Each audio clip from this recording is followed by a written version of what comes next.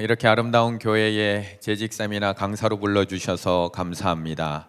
저는 저기 충북에 있는 충주에서 가장 아름다운 소문이 나 있는 충일교회 담임하고 있는 박상현 목사라고 합니다. 감사합니다. 네. 강사 코스프레 한번 해봤습니다. 이런 기분 한 번도 못 느껴봐서요. 네, 제가 한번 시도를 해봤습니다.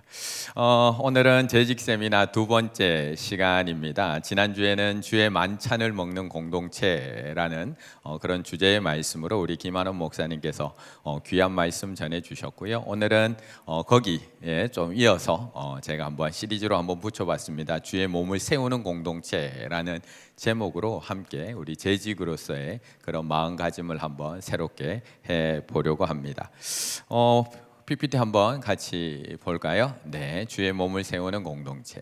제가 이제 지지난주였죠. 지지난주 설교 때 추억에 관한 모든 것들이라는 책을 이렇게 이야기하면서 요즘 복고 열풍이 참 많이 불고 있다라는 이야기를 해드린 적이 있습니다. 사실 복고 열풍은 요즘만 불고 있는 것이 아니라 항상 불황이 닥쳐오게 되면 항상 부는 것이 복고 열풍, 레트로라고 하는 회상, 추억에 젖어드는 많은 사람들의 심리적인 그런 작용들입니다. 그때 소개해드렸던 그 책 속에서도 뭐라고 이야기했느냐 하면 사람이 불안해지면, 미래가 불확실해지면 과거에 확실했던 것들로 자꾸 회귀하려고 한다, 돌아가려고 한다. 앞으로의 실패를 경험하지 않기 위해서 과거에 성공했던 것을 계속해서 반복하려고 하는 그런 사람의 심리가 있다라는 것을 이야기 드렸습니다. 그것이 바로 요즘 이야기하고는 레트로라는 것입니다.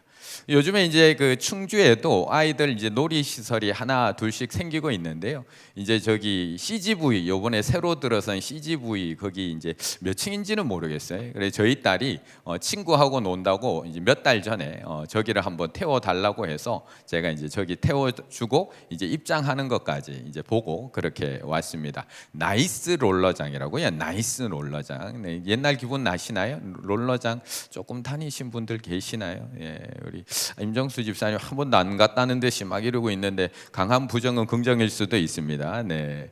예전에 이제 우리 연령대에 많이 갔던 롤러장이 요즘 아이들의 그런 놀이 시설로 다시 유행을 타고 있습니다.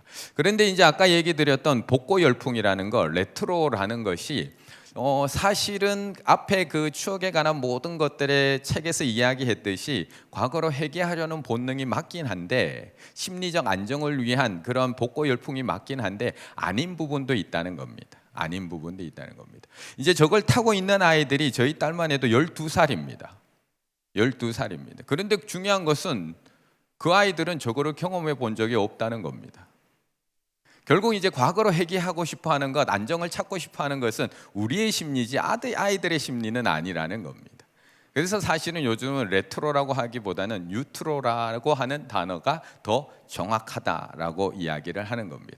어른들은 불안 심리 때문에 과거로 회귀하고 싶어하지만 아이들은 불안해서 회귀하고 싶어하는 것이 아니라 신기하다는 겁니다. 과거에 저렇게 노는 것이 신기하다는 겁니다. 새롭다는 겁니다. 그래서 요즘 뉴트로라고 하는 것은 과거의 것을 재해석한 것, 그리고 과거에 좋았던 것을 다시 요즘에 아이들이 경험하게 되는 것을 요즘 유행하고 있는 뉴트로라고 하는 것을 이야기할 수 있습니다. 이 이야기를 왜 드리고 있느냐 하면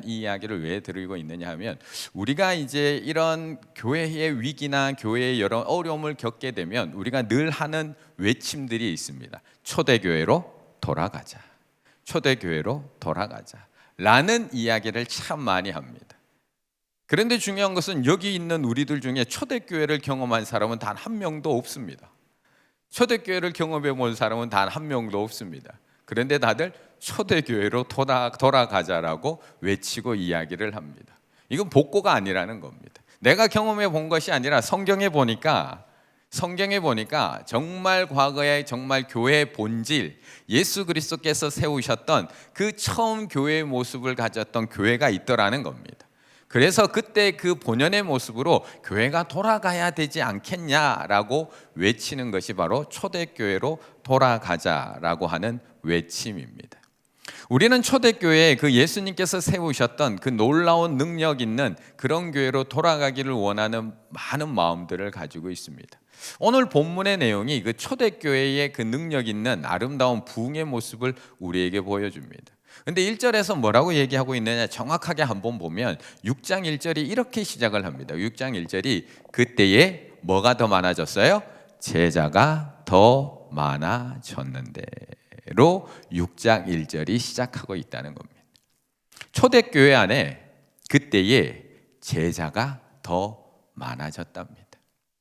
대부분의 교회의 관심은 오늘 몇 명이 왔는지, 우리 교회가 얼마나 부흥했는지, 작년 대비 새가족이 얼마나 왔는지가 부흥의 척도입니다.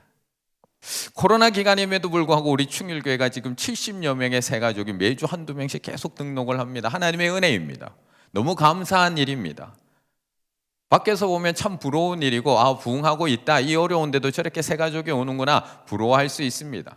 근데 중요한 것은 초대교회는 그때에 새가족이 더 많아진 것이 아니라 뭐가 더 많아졌다고요? 제자가 더 많아졌는데, 초대교회는 제자가 더 많아진 교회입니다.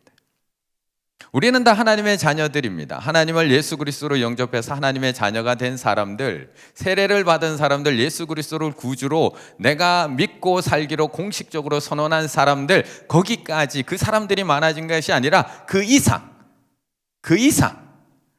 이제는 내가 세상 것 버리고 예수 그리스도를 따라 살기로, 예수 그리스도의 삶을 따라 살기로, 말씀대로 순종하며 살아가기로 결단한 제자들이 더 많아진 교회가 바로 초대교회라고 이야기하고 있습니다. 우리는 늘 숫자에 관심 많습니다. 오늘 몇 명 왔지? 저도 마찬가지입니다. 몇 등 했지? 점수 몇 점이야? 그래서 얼마 벌었어? 그래서 몇 명이나 왔대? 늘 우리는 숫자에 대한 관심이 많지만 하나님은 그때의 제자가 더 많아졌느냐 적어졌느냐가 어쩌면 교회의 판단 기준일 수도 있다는 것입니다. 그렇다면 오늘날의 제자를 누구라고 이야기해야 될까? 오늘날의 제자를 누구라고 해야 될까? 물론 다양한 판단 기준이 있겠지만 행정적으로, 형식적으로 눈에 보이는 제자, 그냥 구원받은 것으로 만족하지 않고, 내가 세례받은 것으로 만족하지 않고, 제가 하나님의 말씀대로 순종하며 살겠습니다, 하나님의 말씀을 따라 살겠습니다, 오직 예수 그리스도만 믿고 그 말씀대로 따라 살아가겠습니다라고 고백하고 따라가기로 헌신을 결단한 재직들이 더 많아지는 교회, 그게 어떻게 보면 초대교회의 모습이라고 이야기할 수 있습니다. 이 초대교회의 제자들의 모습을 가장 대표적으로 나타내는 게 4장 32절의 말씀입니다. 함께 읽을까요? 시작. 믿는 무리가 한 마음과 한 뜻이 되어 모든 물건을 서로 통용하고 자기 재물을 조금이라도 자기 것이라 하는 이가 하나도 없더라. 아멘. 단순히 예수 그리스도를 나의 구주로 고백하는 것을 넘어, 입술의 고백을 넘어서 그 예수 그리스도가 이 땅에 오셔서 살았던 삶, 행했던 삶, 가르쳐 주셨던 삶, 내 것을 나누어 주고 다른 위해서 희생하고 헌신하는 삶, 그 삶을 결단하고 행하며 살아가는 제자들이 많아지고 있는 교회가 바로 초대교회였다라는 것을 계속해서 말씀하고 있습니다. 초대교회는 단순히 3,000명, 5,000명 설교하죠, 회심한 사람들이 많아진 교회가 아닙니다. 그 이상의 교회, 하나님을 위해 내 삶을 드린 헌신자들, 재직들이 많아진 교회가 바로 초대교회입니다. 자, 이렇게 성령 충만한 사람, 헌신을 결단한 사람, 하나님의 뜻대로 살아가기로 결단한 사람들이 많아진 교회는 문제가 있을까요? 없을까요? 성령이 충만했습니다. 하늘의 불과 같이, 바람과 같이 성령이 임하는 그 경험을 했고, 기도할 때마다 놀라운 일들이 일어났고, 설교할 때마다 3,000명의 회심을 했고, 나의 것을 팔아서 나누어 주기까지, 내 재산을 다 팔아서 나누어 주기까지 한 제자들이 차고 넘치는 초대교회, 문제가 있을까요? 없을까요? 그런 교회에도 문제는 있다는 겁니다. 참 재미있죠. 우리는 성령 충만 다 받으면 아무 문제 없을 것 같습니다. 우리는 정말 하나님의 말씀대로 내 것 팔아서 나눠주는 그런 삶을 살아가면 아무 문제도 없을 것 같고 정말 행복한 교회가 될 것 같습니다. 그런데 신기한 것은 이 초대교회 안에 제자들의 수가 그냥 회심한 사람 수 아니고요, 제자들의 수가 많아지는 이 초대교회 안에도 문제가 발생한다는 겁니다. 문제가 발생한다는 겁니다. 그때 제자가 더 많아졌는데 헬라파 유대인들이 자기의 과부들이 매일의 구제에 빠짐으로 히브리파 사람을 원망하니. 우리도 뭐 매일 원망하는데요, 입 밖으로 안 내서 그렇지 마음으로 원망 다 하고 살아가는데요. 그 정도 할 수 있지. 초대교회인데요, 성령 충만한 교회인데요, 내 재산을 다 팔아서 나눠줄 정도, 사도의 발 앞에 갖다 놓고 다 나눠줄 정도의 교회인데요. 그런데 원망이 일어난다는 겁니다. 원망이 일어난다는 겁니다. 아무 일도 안 일어날 것 같은 저 초대교회 안에도 저런 문제들이 발생한다는 겁니다. 우리가 잘 아는 것처럼 헬라파 유대인과 히브리파 유대인들은 이 이스라엘 사람들이 워낙 바벨론 포로로도 끌려가고 여기저기 많은 고난을 받다 보니까 이스라엘 안에 남아있는, 계속해서 남아서 살던 히브리파 유대인도 있었지만 결국 바벨론 땅까지 끌려가서 살고 있었던 헬라 말을 쓰고 살아가던 헬라파 유대인들, 이스라엘로 다 돌아오지 못하고 다 피난 갔다가 여기저기 흩어져 살고 있던, 당시 말로써 구분을 했는데 헬라 쪽 말을 쓰는 사람은 헬라파 유대인, 여전히 유대 땅에 남아서 히브리 말을 쓰고 있었던 사람은 히브리파 유대인. 그 사이에서 갈등이 일어나고 있는 것을 우리에게 보여주고 있습니다. 교회는 외부의 적도 있지만 내부의 적은 어떻게 보면 더 무섭습니다. 사실 모든 전쟁에서 승패는 외부의 적보다 내부의 적에서 승패가 갈릴 때가 더 많이 있습니다. 외부의 적에는 참 한마음으로 우리 잘 싸웁니다. 그런데 늘 우리는 내부의 적 때문에 무너지게 됩니다. 원망할 수 있죠. 그런데 저 원망이 얼마나 무서운가는 우리가 성경의 역사를 통해서 너무나 잘 알고 있습니다. 원망에서 망한 민족, 우리 너무 잘 알고 있잖아요. 원망에서 망한 민족. 구약에 보면 하나님을 원망하고 모세를 원망한 이스라엘 백성들 이야기가 너무나 자주 나옵니다. 가장 대표적인 게 민수기 14장. 하나님 앞에 원망을 합니다, 이스라엘 백성들. 그래서 결국 몇 년을 광야를 돌아요? 40년을 광야를 돕니다. 무엇 때문에요? 원망 때문에. 민수기 21장에 오게 되면 또 원망을 하다가 결국에는 불뱀에게 다 물려 죽게 돼요. 뭐 때문에요? 원망 때문에. 결국 저 원망 때문에 망하기 일보 직전까지 간 민족이 이스라엘 백성입니다. 별거 아니라고요? 아니요. 우리 무너뜨리는 게 원망입니다. 성령이 충만한 교회도 갈라놓는 것이 원망입니다. 성령의 능력이 나타나는 교회도 무너뜨리는 것, 내 것 다 팔아서 나눠주고 있음에도 원망으로 무너뜨리는 것이 바로 원망입니다. 그런데 놀라운 것은 그 초대교회 안에, 그 성령의 능력이 나타난 교회 안에 원망의 문제가 발생을 했다는 겁니다. 헬라파 유대인들이 화가 난 겁니다. 왜? 히브리파 과부들에게만 왜 나눠주냐는 겁니다. 왜 헬라파 여인들에게는 자꾸 빼먹느냐는 겁니다. 주간 구제가 있었고 매일 구제가 있었는데 매일매일 먹을 것을 나눠주는데 왜 자꾸 히브리파, 교회 오래 다닌 사람들만 돌보고 새로가 들어온 이 다른 새 가족들은 왜 안 돌봐주냐고 원망을 하기 시작을 하는 겁니다. 뭐라고 대답하시겠습니까? 우리 재직들은 그렇게 원망 들으면 뭐라고 대답하시겠습니까? 왜 그렇게 하세요, 권사님? 왜 그렇게 하세요, 장로님? 왜 그렇게 하세요, 집사님? 그렇게 하셔도 돼요? 뭐라고 대답하시겠습니까? 나라면 뭐라고 말할까? 복권이 100억이 당첨됐습니다. 애인이 50억을 달라고 합니다. 그러면 뭐라고 대답할까? 5자로 한번 생각해 보셨으면 좋겠습니다. 5자. 아직 결혼은 안 했고요. 내가 애인이 있는데 내가 100억이 당첨됐습니다. 근데 아무것도 한 거 없는 애인이 와서 50억만 좀 줘 라고 물으면 뭐라고 대답하시겠습니까? 오늘 제가 이제 밥 먹다가 오후에 우리 이학주 목사님에게 뭐라고 대답할 거예요? 이러니까 결혼할까? 이렇게 대답하더라고요. 결혼할까요? 이렇게 묻는다고 하더라고요. 왜냐하면 50억 주는 게 아까우니까 결혼해서 그냥 같이 쓰자 이렇게 해서 그렇게 대답하겠다라고 저한테 얘기하더라고요. 저는 안 그럴 것 같은데 왜 이러세요? 저를 아시나요? 바로 모르는 척 할 것 같은데 우리 이학정 목사님은 마음이 좋아서 결혼할까요? 네, 역시 결혼을 하고 싶긴 하고 싶은 것 같습니다. 네, 뭐라고 대답하시겠습니까? 뭐라고? 분명히 내가 100억 당첨이 됐는데 아무것도 한 것 없는, 나는 복권이라도 샀는데 아무것도 한 것 없는 애인이 50억을 달라고 하면 뭐라고 할까? 이 심정이 뭐냐 하면 지금 히브리파 유대인들과 헬라파 유대인들의 이야기입니다. 자기들의 재산을 다 팔았어요. 헬라파 유대인들이 갑자기 이스라엘로 모여들기 시작을 합니다. 이제 1년에 2번 이스라엘 민족들은 꼭 예루살렘에 왔어야 됐거든요. 신년이나 아니면 6월절에 꼭 예루살렘에 왔어야 됐거든요. 그런데 그 6월절에 예수님이 죽는 그 당시에 그 예루살렘에 왔다가 놀라운 경험을 하게 되거든요.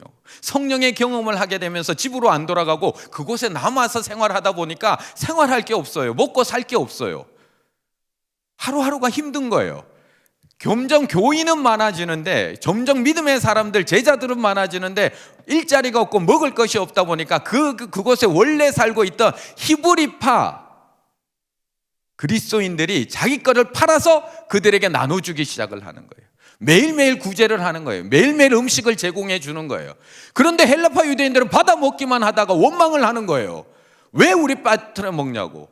왜 히브리 민족은 저렇게, 히브리파 유대인들이 저렇게 많이 주고 우리에게는 왜 이렇게 조금 주냐고. 뭐라고 말씀하시겠어요? 지가 한 게 뭐 있다고? 지가 한 게 뭐 있다고 나한테 달라고 그래? 내가 내 재산 다 내놓고 내 거 다 나눠주고 있는데 지금 나한테 뭘 달라고 하는 거야? 교회에서 교회를 하다 보면 원망 안 들으세요? 교회를 재직으로서 교회를 하다 보면, 직분자로서 교회를 하다 보면 원망 안 들으세요? 나는 정말 열심히 하는 거거든요. 내 시간, 내 물질, 내 열정 다 바쳐서 지금 부서 섬기고 계시잖아요. 좋은 말 들으신 적 몇 번이나 되세요? 고맙다는 이야기 몇 번이나 들으세요? 왜 그렇게 하세요? 꼭 그렇게 하셔야 돼요?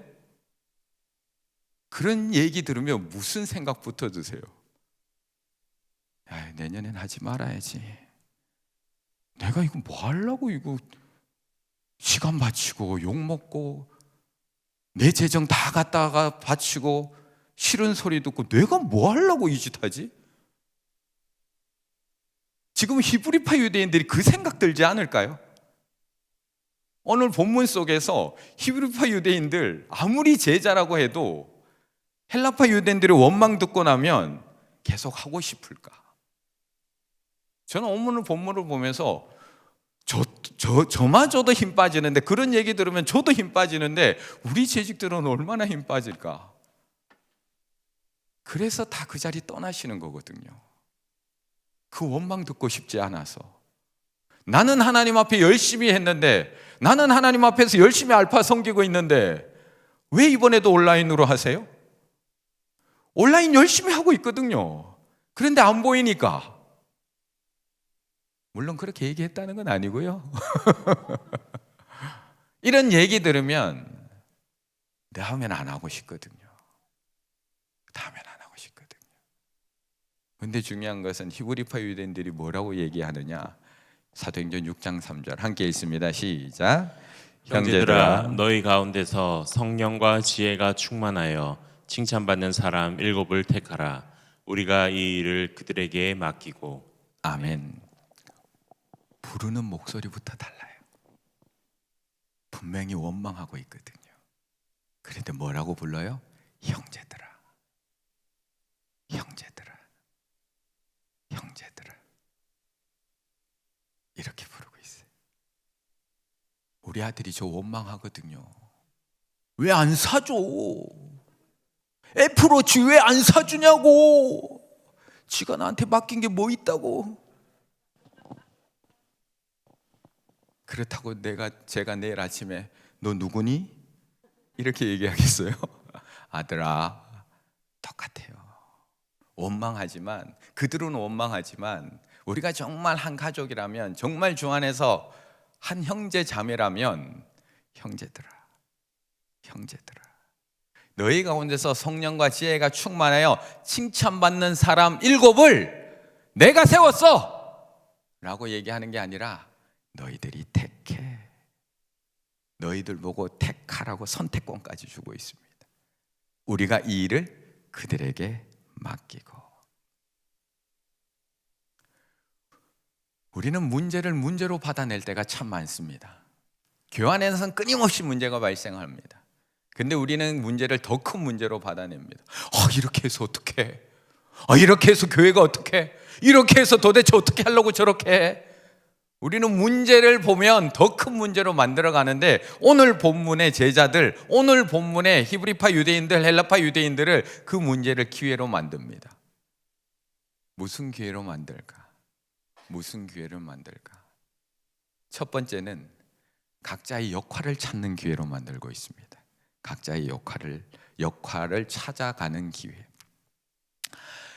교회는 항상 그 역할이 바뀔 수밖에 없습니다.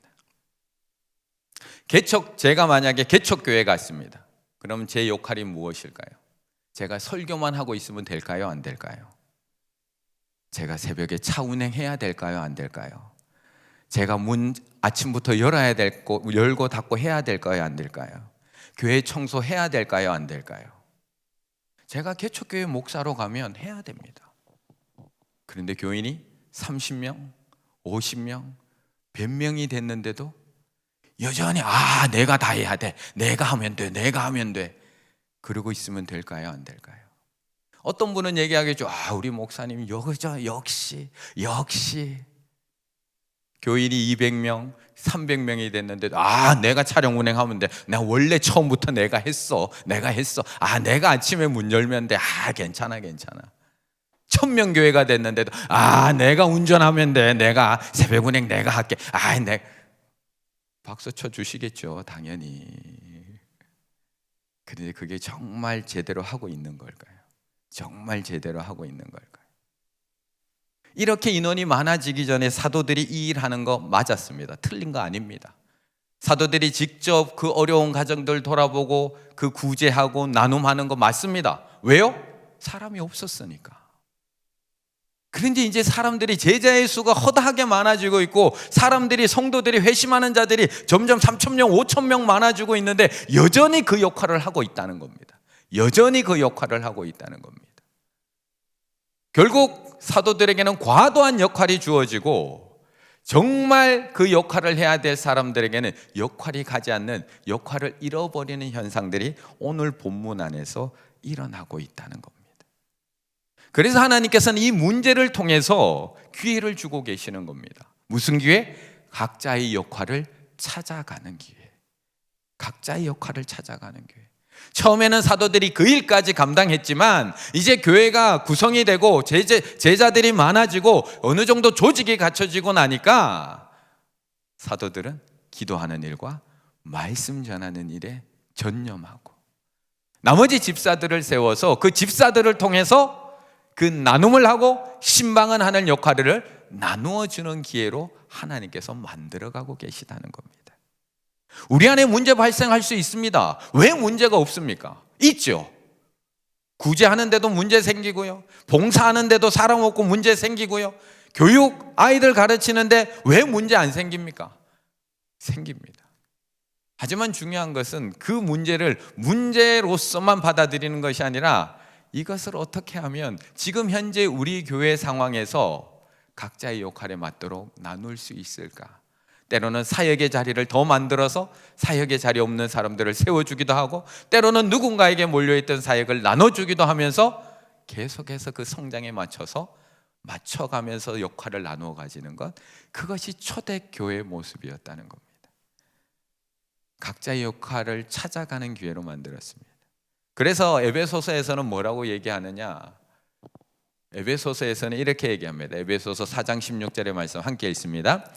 그에게서 온 몸이 각 마디를 통하여 도움을 받음으로 연결되고 결합되어 각 지체의 분량대로 역사하여 그 몸을 자라게 하며 사랑 안에서 스스로 세우느니라. 아멘. 결국 예수 그리스도의 몸에는 각 마디가 있다는 거예요. 또한 그 각 지체가 있다는 겁니다. 그것들이 서로 연결되고 결합되어서 예수 그리스도의 몸된 교회를 스스로 세워가는 거지, 어떤 한 사람의 능력으로 그 몸을 세워가는 것이 아니라고 이야기하는 겁니다. 그 한 사람의 능력으로 그걸 다 하려고 하다 보니까 결국에는 소외되는 사람 나타나고, 과도한 사람 나타나고, 지쳐서 쓰러지는 사람 나타나고, 나는 할 일 없네 하고 그 일을 안 하려고 하는 사람들이 점점 나타나는 현상들. 그래서 우리 가운데 문제가 발생을 하면 기회로 만드셔야 돼요. 각자의 역할을 찾아가는 기회. 각자의 역할을 찾아가는 기회. 두 번째는 이 기회, 문제를 어떤 기회로 만들었느냐, 그 발생한 문제를 가지고 하나님의 말씀이 왕성해지는 기회로 만들고 있는 것을 볼 수가 있습니다. 7절의 말씀 함께 읽습니다. 시작. 하나님의 말씀이 점점 왕성하여 예루살렘에 있는 제자의 수가 더 심히 많아지고 허다한 제사장의 무리도 이 도에 복종하니라. 아멘. 하나님의 말씀이 점점 왕성하여졌답니다. 그래서 예루살렘엔 제자의 수가 심히 더 많아졌고요, 심지어는 허다한 제사장의 무리, 기독교인 아니고요, 유대교 제사장들의 무리도 다 예수 그리스도의 도에, 복음에 복종했다고 이야기합니다. 저들이 왜 복종을 했을까요? 저 왕성해졌다는 말씀이 무엇일까요? 목사님의 말씀이 더 능력 있는 것이 왕성해진 걸까요? 사도들의 설교가 더 능력 있어진 것이 왕성해진 것일까요? 저는 그 정도로 왕성해진 거라고 저는 생각하지 않습니다. 말씀은 제사장이 더 많이 알 수도 있습니다. 율법은 제사장들이 훨씬 더 통달했을 수도 있습니다. 그러면 말씀이 왕성해졌다는 것이 무엇일까? 저들이 무엇을 보고, 그 제사장들이 도대체 무엇을 보고 다시 유대교를 버리고 기독교 안으로 들어온 것일까? 말씀이 왕성해졌다는 것은 강단에서 선포된 그 말씀이 교회 안에서 성도들의 삶 속에서 그대로 살아 역사하는 것. 강단에서 서로 사랑하라고 하는 말씀이 교회 안에서 성도들의 삶 속에서 그대로 사라져갈 때 그 말씀이 살아있는 것이고 능력 있는 것이고 왕성해지는 것이고, 그 살아 역사하는 말씀을 볼 때 제사장들도 이 도에 복종할 수밖에 없는 거예요. 자기들은 매일 전하는데 죽은 말씀이었거든요. 그런데 하나님의 말씀은, 예수 그리스도의 말씀은 전했더니 나의 재산을 다 팔아서 사도들의 발 앞에 갖다 놓는 사람들이 나타나는 겁니다. 내 것을 나눠주는 사람들이 나타나기 시작을 하는 겁니다. 형제를 용서하는 사람들이 나타나기 시작을 하고, 헬라파 유대인들이 원망하는데 그것을 이해해주고 받아주고 용서해주는 사람들이 나타나기 시작을 하는 겁니다. 그것이 말씀이 왕성해지는 겁니다. 5절에 보시게 되면 온 무리가 이 말을 기뻐하여 믿음과 성령이 충만한 사람 스데반, 빌립, 브로고로, 니가노로, 디몬, 바메나, 유대교에 입교했던 안디옥 사람 니골라, 다 헬라파입니다. 다 헬라식 이름입니다. 히브리파 유대인들이, 헬라파 유대인들이 원망을 하니까 세워, 택해. 그래서 세운 사람들이 히브리파 유대인들이 아니라, 기득권을 가지고 있던 히브리파 유대인들이 아니라 말씀이 왕성하게 살아있으니까 그 소외받고 약한 자들이 세운 헬라파 유대인들 중에 7집사를 세우는 겁니다. 복음이 그 선을 넘어가는 겁니다. 막힌 담을 무너뜨리는 겁니다. 그 복음이 살아 역사하는 것을 보여주는 겁니다. 그랬더니 제자들이 더 힘이 많아지고 제사장들까지도 말씀이 살아있음을 보고 복종하기 시작을 하는 겁니다. 이것이 말씀이 왕성해지는 겁니다. 문제는 기회로 바꿔야 됩니다. 우리 가운데 문제가 발생했다는 것은 어쩌면 내가 복음대로 살지 못하고 있는 걸 수도 있습니다. 내가 그 화해의 복음, 용서의 복음, 사랑의 복음, 그렇다면 그 문제를 기회로 바꿔야 됩니다. 말씀이 왕성해지는 기회, 우리 교회 가운데 말씀이 살아 움직이는 기회로 우리가 만들어야 됩니다. 그렇게 할 때 그 복음이 헬라파를 넘어서 그 이상으로 제사장들까지 변화시키는 놀라운 은혜로 변화된다는 겁니다. 아까 전에 앞에 얘기해 드렸던 그 일곱을 택하라, 자기들이 택하지 않습니다. 사도들이 택하지 않습니다. 사도들이 우리 교회 오래 다닌 이 사람 해. 아니요, 너희들이 택해. 내어주고 있는 겁니다. 마지막 세 번째, 문제를 기회로 바꾸는 것. 어떤 기회로 바꾸느냐? 마지막 세 번째는 복음이 퍼져나가는 기회로 만들고 있습니다. 우리 가운데 발생한 문제를 가지고 이 문제를 해결하려고 하는 것이 아니라 그 문제를 가지고 복음이 퍼져나가는 기회로 변화시키고 있다는 겁니다. 5절의 말씀 다시 한번 읽을까요? 시작.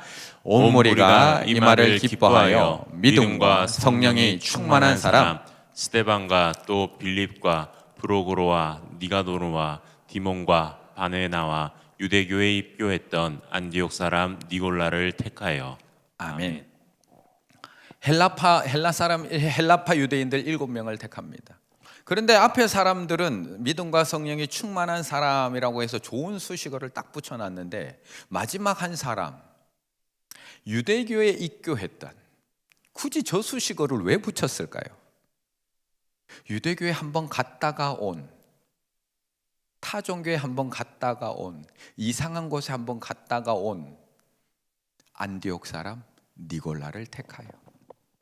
물론 여기서 나오는 니골라가 요한계시록에 나오는 니골라당과 같다 아니다는 아직까지 논란이 분분한 부분입니다. 그것까지는 다루지 않겠지만 저 니골라, 유대교에 입교했던 안디옥 사람 니골라, 왜 굳이 저 사람을, 우리 같았으면 저 사람이 선택됐을 때 가만히 있었을까요? 야, 저 사람 집사 자격 있나? 유대교에도 갔다 왔는데 저런 사람을 집사를 세워? 아이, 아닌 거 아니야? 아이, 저 사람은 아니잖아. 우리 선거하고 나면 꼭 이야기 안 하나요? 우리 누구 세우고 나면 꼭 이 이야기 안 하나요? 그런데 우리가 정말 하나님께서 우리 교회의 주인이시고 머리가 되시고 정말 하나님께서 세우신 사람들이라고 믿는다면 우리가 과연 그 말을 할 수 있을까? 하나님께서 왜 유대교에 입교했던 안디옥 사람 니골라를 택하셨을까? 왜 택하셨을까? 이 장면에서는 우리는 이해 못합니다. 아, 왜 저 사람을 굳이? 와, 이럴 사람이 그렇게 없나? 다른 사람들도 좋은 사람 얼마나 많은데 왜 하필 저 사람이야? 우린 여기까지 보면 그 이야기 합니다. 근데 사도행전 11장에 넘어가니까 복음이 전파되는데, 복음이 전파해 나가는데 이 사람이 어떤 역할을 했는지 우리는 또한 찾아볼 수가 있다는 겁니다. 사도행전 11장은 그 복음이 이제 유대 땅을 넘어서 안디옥, 헬라에 가는 그 길목에 있는 부분들을 우리에게 보여주고 있습니다. 그때에 스데반의 일로, 스데반이 돌 맞아 죽은 일로 인해서 일어난 환란으로 말미암아 흩어진 자들이, 그 예루살렘에 있던 사람들이 스데반이 그 돌에 맞아 죽으면서 핍박받으면서 다 흩어지게 됩니다. 베니게바, 구브로와 안디옥까지 가게 됩니다. 그런데 헬라인들에게는 복음 전하지 않습니다. 거기까지 가서도 유대인에게만 말씀을 전하는데, 그런데 20절, 그 중에 구브로와 구레네 몇 사람이 안디옥에 이르러 헬라인에게도 말하여 주 예수를 전파하니. 여기서 안디옥 교회가 세워집니다. 여기서 안디옥 교회가 세워집니다. 유대교회에 입교했던 어디 사람요? 안디옥 사람 니골라를 택하여. 우리는 여기서 이 사람을 왜 택했는지 모릅니다. 저 사람 왜 세웠지? 사람이 그렇게 없나? 우리는 알지 못합니다. 하지만 하나님의 역사는 하나님이 결코 실수하지 않으십니다. 하나님이 그 사람을 세운 이유가 있습니다. 하나님이 그 사람을 장로로서 세우시고 기름 부은 이유가 있습니다. 하나님께서 그분을 안수집사로 권사로 세운 이유 있습니다. 내 눈에 볼 때는 별거 아닌 것 같고 내 눈 볼 때는 부족한 것 같아 보이지만 하나님이 세우셨다면, 하나님이 택하셨다면 분명히 이유가 있다는 겁니다. 하나님께서 그분을 부장으로 세우셨다면 분명히 이유가 있습니다. 지금 판단하시면 안 돼요. 하나님께서 어떻게 역사를 이루어 가실지 우리는 기대하며 바라봐야 됩니다. 이렇게 해서 하나님의 복음은 유대인 안에 갇혀있던 하나님의 복음은 교회 안에서 먼저 헬라파 유대인들에게 넘어가기 시작하고 그 헬라파 유대인들이 받은 그 복음이 안디옥 교회로 넘어가게 되고 그 안디옥 교회에서 시작된 복음이 유럽과 세계로 퍼져나가는 역사들을 우리에게 보여주고 있다는 것입니다. 이렇게 확장되어 나가는 거예요. 문제를 기회로 바꾸면 복음을 확장시키는 기회로 만들 수가 있다는 겁니다. 우리가 최종적으로 해야 될 일이 복음 아닌가요? 결국 복음 확장 아닌가요? 결국 그 사람을 한번 용서함으로 복음이 그 사람에게 전해지고 넘어갈 수 있다면 우리는 그거 하고 있는 것 아닌가요? 내가 비록 원망 듣고 있지만 문제를 기회로 바꿀 수만 있다면 나의 역할을 찾는 기회로 바꾸고 그 복음이 전파되는 기회로 바꾸고 하나님의 말씀이 왕성해지는 기회로 바꿔가면서 하나님 나라가 확장될 수만 있다면 우리 그거 해나가야 되는 사람들 아닌가요? 그렇다면 우리 충일교회는 문제가 없을까요? 초대교회 안에도 문제가 있었는데요. 성령이 충만한 초대교회 안에도 제자들의 수가 심히 많아지고 있는 초대교회 안에도 제사장들까지도 변화되는 초대교회 안에도 문제가 있었는데 우리 충일교회 안에는 문제가 없을까? 제가 강사로 와서 잘 몰라서 이런 얘기를 함부로 하고 있습니다. 제가 저 멀리 섬기고 있다 보니까 저 멀리. 우리 충일교회 안에 문제가 없을까? 우리 충일교회 안에 문제 있습니다. 근데 중요한 것은 우리 충일교회 안에 있는 문제는 기회라는 겁니다. 문제가 아니라 기회라는 겁니다. 내가 문제를 문제로 보는 것이 아니라 저 문제 속에서 나의 역할을 찾는 기회로 삼고 그것을 통해서 말씀이 왕성해지는 기회로 삼고 그것을 통해서 복음이 전파되는 기회로만 삼는다면 그 문제는 문제가 아니라 분명히 기회입니다. 그것을 바꿔갈 수 있는 사람들이 누구냐? 제자이고 재직들입니다. 우리 교회 안에 분명 문제 있습니다. 그런데 그 문제가 눈에 들어올 때 그것을 문제로 받아내느냐 기회로 바꾸느냐는 우리가 해야 될 일이라는 것입니다. 우리가 해야 될 일. 작년에 이제 올해를 작년 연말에 저희 교회가 가지고 있는 문제 중에 하나가 무엇이었냐 하면 이제 대표적인 문제 잠옷실이 문제였습니다. 한 예를 들어 드리는 겁니다. 잠옷실이 문제였습니다. 이제 아기를 다 키우고 나면 사실 잠옷실에 별 관심 안 가집니다. 저도 아기 때는 관심을 가졌지만 저도 아이들 다 크고 나면 잠옷실에 별 관심을 안 가지게 되어 있습니다. 그런데 잠옷실이 참 힘든 공간입니다. 우리들이 생각할 때 그냥 있으면 예전에는 잠옷실도 없고 그냥 뒤에 앉아서 다 했는데 라고 생각하지만 요즘은 참 힘든 공간입니다. 그리고 육아에 지쳐있는 엄마들이 예배에 집중할 수 없는 영적 사각지대를 지나가고 있는 산모에게도 엄마에게도 너무 힘든 기간이 바로 저 기간입니다. 우리 교회 잠옷실이 참 잘 되어 있습니다. 두 개로 이렇게 나눠져서 참 잘 되어 있습니다. 그런데 중요한 것은 사람이 너무 많다는 겁니다. 저 안에 들어가 있는 부모와 아이들이 너무 많다는 겁니다. 문제입니다. 문제를 봤을 때 그럼 어떻게 해결해야 되느냐? 다양한 의견들이 나옵니다. 그래서 다양한 시도도 해봅니다. 엄마 아빠 좀 같이 들어가지 마세요. 아빠는 좀 밖에서 예배 드려주세요. 엄마나 아빠 중에 한 분만 들어가세요. 왜 방법을 안 써봤겠습니까?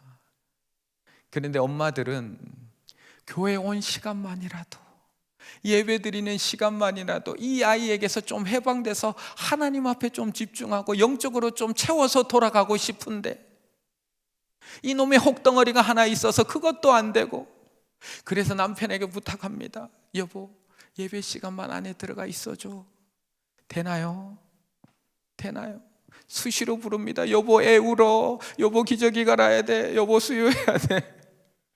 결국에는 엄마 아빠 다 들어갑니다. 다 들어갑니다. 그렇다고 사무실을 더 확장하나요? 우리 방송실 다 빼내고 저기까지 확장을 해야 될까? 뒤로 더 달아내야 될까? 옆으로 더 키워야 될까? 이 문제 어떻게 해결해야 될까요? 그래서 한 집사님이 영화부를 만들자고 한 겁니다. 영화부를 만들자. 13개월부터 신생아실, 잠옷실에는 신생아부라고 해서 12개월까지만 저기 있게 하고 13개월부터 3살까지는 별도로 예배 드립시다. 부모님과 아이들 같이 밑에서 예배 드리고, 설교는 목사님 영상으로 설교 듣고 아이들하고 같이 예배 드립시다. 그래서 올 초에 시작된 것이 영아부입니다. 4가정으로 시작했습니다. 지금은 12가정입니다. 12가정. 문제는 기회입니다. 누군가 한 명이 이것을 문제로 바라보지 않고, 이것이 나의 역할을 하나님께서 주시는 기회로 바라보고, 이것을 말씀이 왕성해지는 그 아이와 그 생명과 그 가정을 위해서 날 헌신하는 말씀이 왕성해지는 기회로 삼고, 이것을 복음이 전파되는 기회로만 삼는다면 문제는 기회입니다. 그래서 지금 교회 학교의 학부들이 점점 많아지고 있는 겁니다. 그래서 지금 영아부가 잘 되고 있습니다. 잘 자리 잡았고요. 물론 앞으로 더 많은 아이들이 그곳에서 생명의 양식을, 그리고 부모들도 충전하고 가야 되겠지만, 그렇게 문제는 기회로 바뀐 겁니다. 교회 들어오면 뭐가 보이시나요? 제 눈에도 잘 안 보였거든요. 그런데 어느 한 집사님의 눈에는 교회에 들어오는 순간부터 몇 년 동안 양쪽 벽면에 있는 얼룩이 보이시나요? 얼룩이 지금까지 보이셨나요? 그 집사님은 항상 2층에서 예배 드리는데 자기는 들어올 때마다 저것만 눈에 보이더래요. 저것만 눈에 보이더래요. 저걸 어떻게 하지? 저걸 어떻게 하지? 그냥 마음에 찝찝함만 가지고 살아가다가 얼마 전에 이거 하나님이 나보고 하라는가 보다. 나보고 하라는가 보다. 문제로 바라보면 왜 저거 안 바꾸냐고, 왜 저거 청소 안 하냐고 문제만 제기할 수 있는데, 그 집사님은 저거 나보고 바꾸라는가 보다 하고 저를 찾아오신 거예요. 그래서 자신이 할 수 있는 만큼, 다는 아니지만 자신이 할 수 있는 최대한의 것으로 헌금 드리고, 그래서 우리 장로님들하고 또 의논하잖아요. 그렇다면 이왕 공사하는 것, 이왕 교체하는 것, 어떻게 하면 우리 흡음, 소리 이런 것들까지 다 해서 할 수 있을까? 그분이 헌금하는 거 얼마나 귀합니까? 거기다가 우리 성도님들의 헌금을 조금 더 보태서 이 부분들을 이왕 공사할 거 그 부분까지 다 했으면 좋겠다. 내년 1월에 공사 들어갑니다. 내년 1월에 한두 주 조금 불편하시겠지만 이해하셔야 됩니다. 네, 많이 불편은 안 드릴 거고요. 한 2번 정도 밑에 아마 물된 동산에서 아마 예배를 수요일 금요일만 예배를 드려야 되지 않을까, 지금 그렇게 일정을 잡고 있습니다. 문제입니다. 건축할 때 누가 이거 제대로 안 했어? 문제입니다.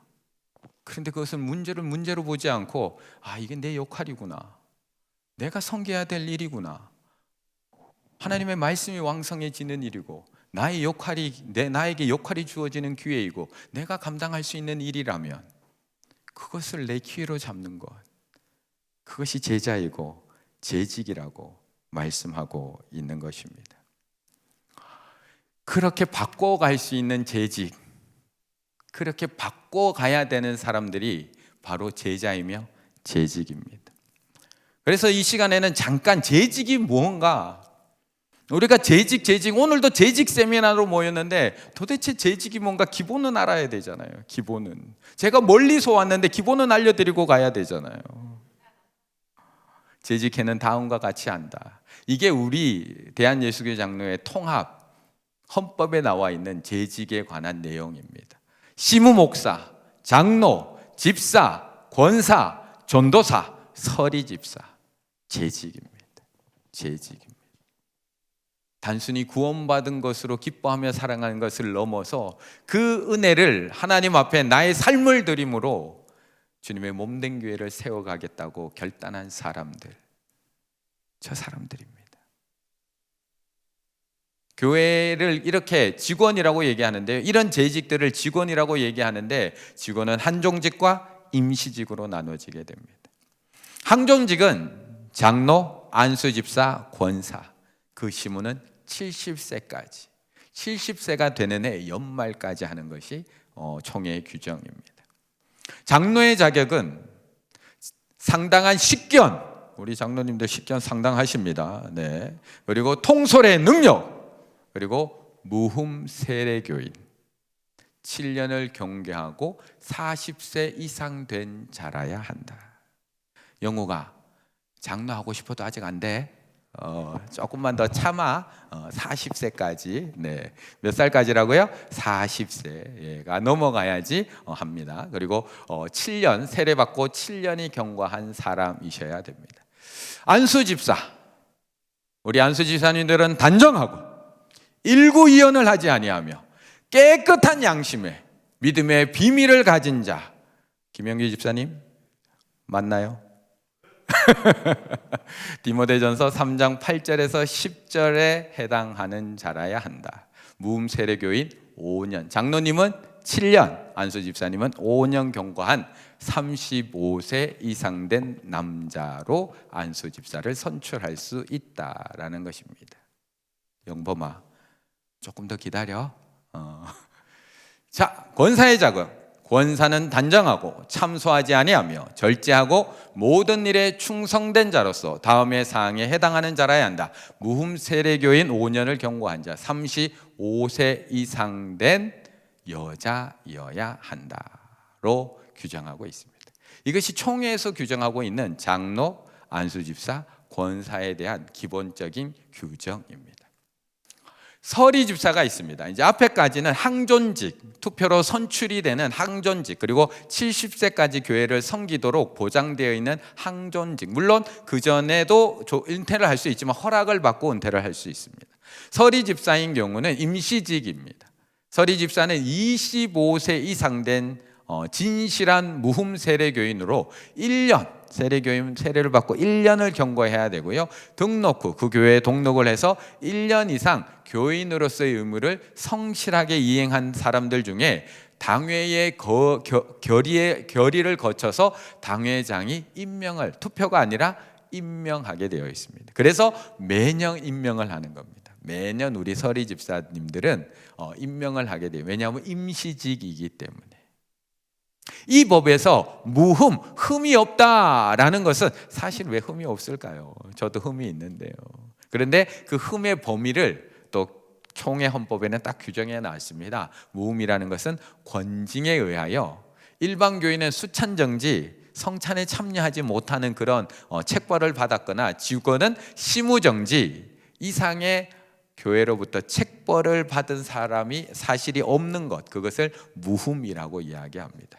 물론 박계법, 국법에 의해서는 근거 이상의 처벌을 받은 사실이 없어야지만 무흠에 해당이 된다. 물론 이 안에 드는 분들이 없겠지만 혹시 내가 어떤 교회에서 권징을 받았거나 책벌을 받았거나 밖에서 어떤 일로 인해서 근거 이상의 형을 받으면 이 무흠에 해당되지 않게 되어 있습니다. 이것이 재직이 기본적으로 선출되기 전에 알아야 될 기본적인 자격입니다. 그런데 우리 충일교회, 이제 이것은 총회가 얘기하는 보편적인 기준에 대해서 이야기한 거고요. 보편적인 기준. 우리 충일교회가 또 이제 몇 년마다 항존직 선거를 하고 있습니다. 그런 항존직 선거를 할 때 어떻게 뽑느냐? 항존직 선출 인원은 당에서 정하게 되어 있습니다. 그래서 장로 몇 명, 안수집사 몇 명, 권사 몇 명을 우리 당회에서 선거관리위원회가 구성이 되고 의논한 다음에 당회에서 결의를 해서 저 인원을 정하게 되어 있습니다. 그리고 후보의 자격은, 자, 이것은 떨어뜨리기 위한 자격이 아니라 검증하기 위한 걸름망으로 생각하시면 됩니다. 교회 출석 제대로 안 하는데 항정직 되면 되나요? 안 되나요? 기본적인 사항들이 있다는 겁니다. 이것은 어떤 제한을 두려고 하는 것이 아니라 당연히 이 정도는 해야지 교회의 장로로서, 안수집사로서, 권사로서 역할을 할 수 있다라고 했는 기본적인 사항들을 여기다가 기록해 놨습니다. 사실 주일 출석 70%는 사실 조금 부끄럽습니다. 사실 109 몇 프로 할까요? 최소 90%는 해야 되는 거 아닌가요? 그리고 솔직히 얘기해서 이 현장 예배로 하고 싶었습니다. 현장 예배로. 그런데 지금 코로나가 다시 또 막 이제 활성화되고 있고 4,000명, 5,000명을 왔다 갔다 하고 있고 지금 또 변종 바이러스가 또 유행하고 있고 지금 또 단계가 강화돼서 사적 모임 8명으로 되고 있고 이런 상황 속에서 일단 주일 출석 70명. 이번 주일부터 일단은 체크를 시작하려고 합니다. 이번 주일부터. 이것은 꼭 선출되냐 안 되느냐, 그러니까 재직 항전직 선거에 들어가느냐 안 들어가느냐 차원을 넘어서 성도라면, 하나님의 교회를 섬기는 성도라면 이거는 기본이라고 저는 생각을 합니다. 그래서 교회 나오시는 분들은 자동 체크인이 되는 거고요. 온라인으로 예배 드리시는 분들, 지금도 온라인으로 우리 재직 세미나 듣고 계시는 분들은 그 온라인 유튜브 밑에 출석했습니다. 자기 이름과 구역을 꼭 기록해서 올려주셔야 됩니다. 기본적인 겁니다. 두 번째는 헌금 생활입니다. 헌금 생활. 다 마음 있죠. 그런데 과연 헌금 생활을 어떻게 하고 있느냐? 이것이 많은 것들의 척도가 됩니다. 돈으로 얘기하는 것이 아닙니다. 금액을 얘기하는 것이 아니라 헌금 생활을 이야기하고 있는 겁니다. 내 삶을 얼마나 하나님 앞에 드리고 있느냐의 가장 기본의 척도입니다. 11조를 드리고 있는 자 횟수를 안 적어놨습니다. 왜요? 삶에 따라서 11조를 드리는 방식이 조금씩 다르기 때문에 그렇습니다. 매월 월급을 받는 분이 있는 반면에 농사를 지어서 1년에 한 번 추수를 하거나 1년에 한 번 매출을 올리는 분들도 있기 때문에 그렇습니다. 그런데 우리 장로님들과 우리 성도님들이 왜 모르나요? 알죠. 저분은 농사 짓잖아. 저분은 과수원 하시잖아. 다 알거든요. 하나님 앞에서 내가 정말 믿음으로써 헌금을 드리고 있는 자, 11조를 드리고 있는 자, 그것을 기본적으로 본다는 것입니다. 이 기준은 교회마다 다 차이가 있습니다. 교회마다 정하는 기준들이 다 차이가 있습니다. 아주 타이트하게 보는 데도 있고요, 조금 느슨하게 보는 데도 있습니다. 이렇게 해서 몇 년의 그 헌금 생활, 11조 생활을 보게 되고요. 올해부터 추가된 게 하나가 있습니다. 제가 추가했습니다. 제가 멀리서 와서 제가 하나 추가를 했습니다. 뭘 했느냐? 필수 코스를 넣었습니다. 필수 코스. 이 필수 코스를 왜 넣었느냐? 우리가 정말 한 마음으로 하나님의 뜻으로 교회를 섬기려면 기본적인 과정 하나 두 개는 같이 해야지만 한 마음을 품을 수 있고 하나님의 뜻으로 교회를 섬길 수 있기 때문에 크게 무리가 되지 않는 한에서 필수 코스를 넣었습니다. 그래서 우리 장로 후보자들은 교회 필수 코스 2개, 1:1 제자, 아마 웬만한 건 다 하셨을 겁니다. 1:1 제자 양육, 알파 코스, 큐티 학교 중에 2개 이상을 수료한 사람. 우리 김영규 주사님 자기는 막 3개라고 막 벌써 막 자기는 자격된다고 막 벌써 막 이러고 있습니다. 네, 3개, 네, 좋습니다. 네, 2가지 이상을 수료한 사람. 그런데 이것도 그냥 앞에 다 수료 안 했으니까 기회 없어가 아니라 내년에도 또 다 개설이 되기 때문에 일단 등록하고 자기가 하려고 하는 의지가 있으면 그것을 기준으로 판단을 한다라는 것입니다. 권사나 안수 집사의 경우는 하나, 알파나 큐티 학교나 1:1 제자 양육 중에 하나를 이수하시면 됩니다.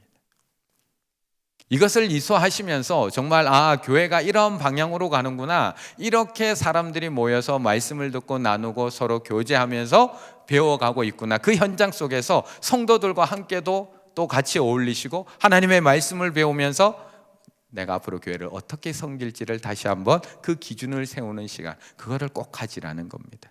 이것은 어떤 짐을 더 드리려고 하는 것이 아니라 이런 과정을 거쳐야지만 교회가 더 건강해지고 우리가 항전직으로서 교회를 더 잘 섬길 수 있기 때문에 이런 사항들이 추가되어 있다라는 것입니다. 선거인 명부인 경우, 선거를 할 수 있는 사람인 경우는 선거일 기준으로 이제 앞으로 선거일이 정해지고 나면 이제 당회에서 그것을 공포하고 공고를 하게 될 텐데, 그 선거일 기준으로 등록 후 6개월 이상인 자로 18세 이상 세례교인만 투표할 수 있다가 총회법입니다. 그래서 앞으로 이제 추후에 내년에 이제 우리 당회에서 그 날짜가 다 정해지고 모든 절차가 정해지면 이제 우리 충길교회 성도님들에게 그 모든 일정들을 공포하고 공고할 예정입니다. 그렇게 되면 거기에 맞춰서 우리가 준비하고 또 하나님의 마음에 합한 그런 재직들이 많이 세워지는 그런 우리 충길교회 맞죠? 네, 우리 충길교회가 되기를 바라겠습니다. 우리 충길교회 양육 시스템이 이렇게 이제 현재 구성이 되어 있습니다. 이 중에 세 가지입니다. 세 가지. 필수 코스 세 가지. 알파 1:1 큐티 학교 중에 하나 아니면 두 개. 그리고 이제 이 과정들을 서서히 하나씩 밟아 나가시면서 나중에는 내가 배우는 자리에 있다가 이제 가르치는 자리까지 가는 겁니다.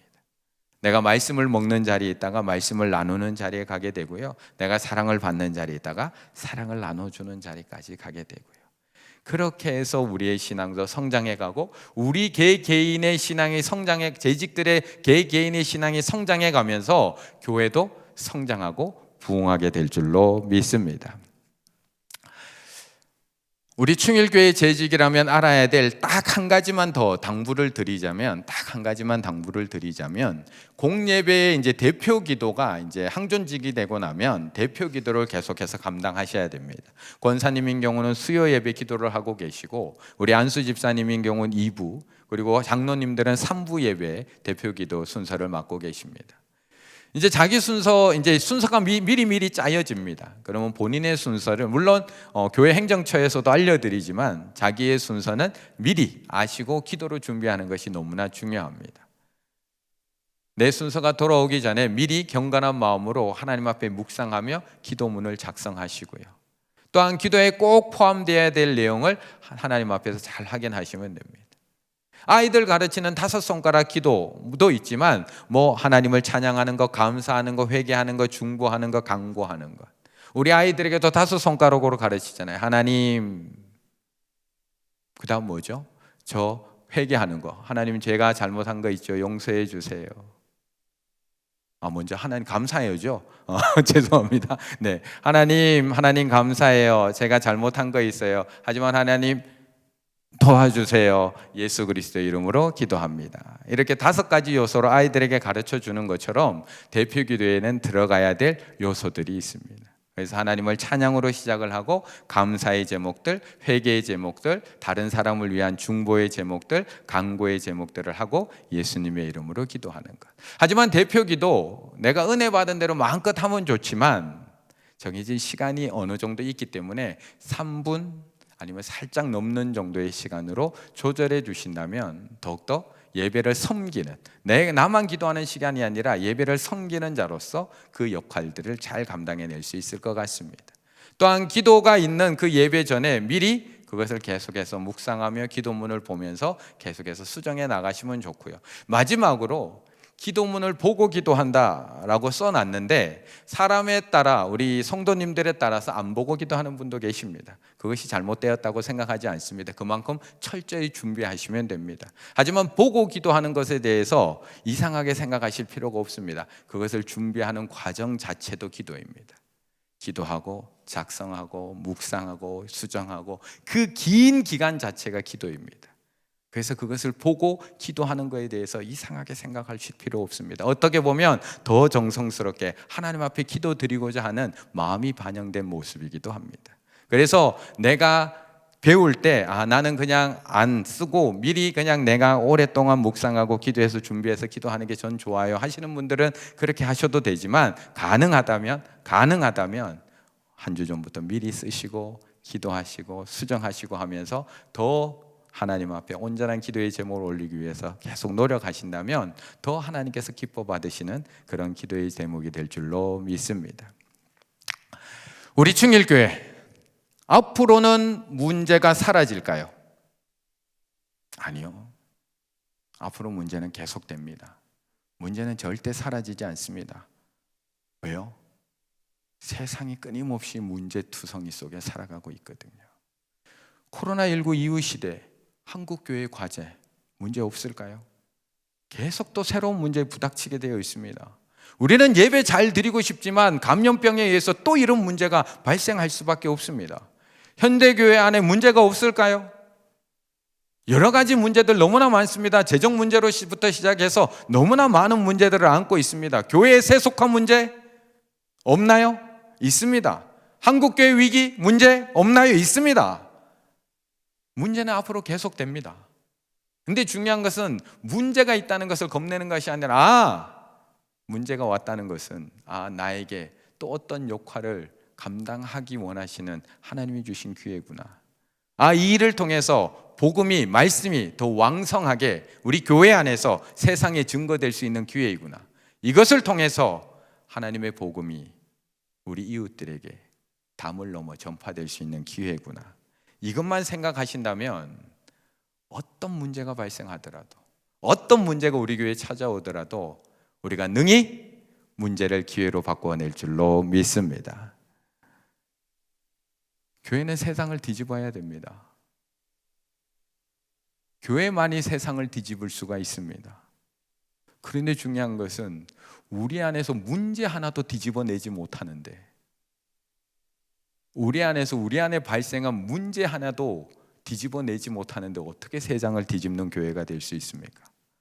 우리 안에서 원망 하나도 찬양으로 뒤집어내지 못하고, 우리 안에서 문제 하나도 기회로 뒤집어내지 못하고, 우리 안에서 다툼 하나도 화해로 뒤집어내지 못하는데 우리가 무슨 능력으로 세상을 뒤집어낼 수 있습니까? 하나님께서 우리에게 문제를 주신 이유는 계속 뒤집으라는 겁니다. 계속해서 재직으로서 그거 뒤집으셔야 됩니다. 지금 우리 부서에 찾아온 문제, 내가 맡고 있는 그 자리에 찾아온 문제 뒤집어내셔야 됩니다. 그것 때문에 원망 듣는다고 실족하지 마시고요. 나는 이렇게 열심히 했는데 왜 그런 말을 하지? 뒤집어내라는 겁니다. 뒤집어내셔야 됩니다. 내년 한 해 뒤집어내셔야 됩니다. 나에게 어떤 역할을 원하시는지, 하나님이 어떻게 내가 이 말씀, 하나님 주신 말씀대로 살아내길 원하시는지, 어떻게 내가 그것을 실천함으로 말미암아 복음이 증거되기를 원하시는지 뒤집어내실 수 있습니다. 그렇게 해서 우리 충일의 재직들이 우리 교회 안에 있는 모든 원망들을 찬양으로 뒤집어내시고 모든 문제들을 기회로 뒤집어내셔서 정말 우리 충일교회가 세상을 뒤집어내는 그런 충일교회 되기를 간절히 바라겠습니다.